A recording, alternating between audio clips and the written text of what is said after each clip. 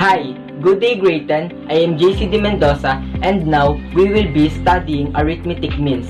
So before we start our video tutorial or our video presentation, makikita nyo na wala ako sa bahay ko at wala din ako sa classroom ko. Nandito ako sa farm namin kasi gusto ko na makakakita kayo ng ibang view. So tara, let's start. So bago ko kayo bigyan ng examples about arithmetic means, let's recall muna what is the meaning of the word arithmetic means. So in an arithmetic sequence, the terms between any two terms are called arithmetic means. So yon yung ibig sabihin o yung meaning ng arithmetic means.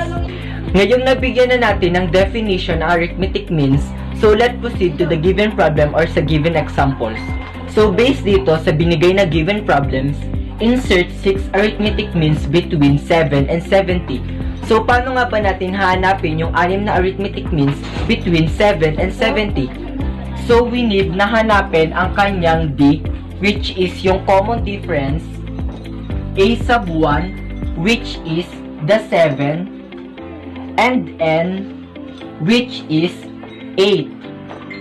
So maraming nagtatanong, bakit 8 ang naging N niya or yung total terms? Kasi 6 ang arithmetic means na ilalagay plus 7 and 70 na dalawang term, kaya 6 plus 2 equals 8. Kaya ang ating N ay 8. So ngayong alam na natin ang value na gagamitin natin sa paghanap ng 6 na arithmetic means between 7 and 70.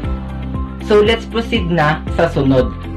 So para mahanap natin yung common difference, kailangan natin gamitin ang formula ng arithmetic sequence, which is A sub n equals A sub 1 plus n minus 1 times d. So based sa kanina, ang A sub 1 nga natin ay 7, ang n natin ay 8, at ang d ang hinahanap natin. So in order na mahanap ang common difference, kakailanganin natin ang formula ng arithmetic sequence. So let's proceed na sa solving. 70 equals A sub 1, which is 7, plus n na 8 minus 1 times d. 70 minus 7 equals 8 times d ay 8d minus d. Bakit naging 70 minus 7? Kasi itong 7 ililiban ng equals, kaya ang magiging sign niya ay negative. Kaya naging 70 minus 7. Ito naman, kaya naging 8d minus d, kasi 8 times d ay 8d, and 1 times d ay negative d. So next, 70 minus 7 is 63, equals 8d minus d ay 7d. Bakit 7d? Kasi may invisible 1 dito, kaya ang 8 magiging 7, 8 minus 1. Then, i-divide natin siya sa 7 para makancel itong nasa 7d.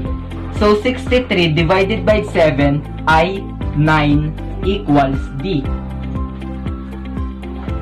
So, meron na tayo na d na common difference na 9. Ngayong may common difference na tayo at nahanap na natin na ang common difference ay 9, maaari na tayong maglagay ng 6 na arithmetic means from 70 to 70. So let's proceed. 7 plus 9 equals 16.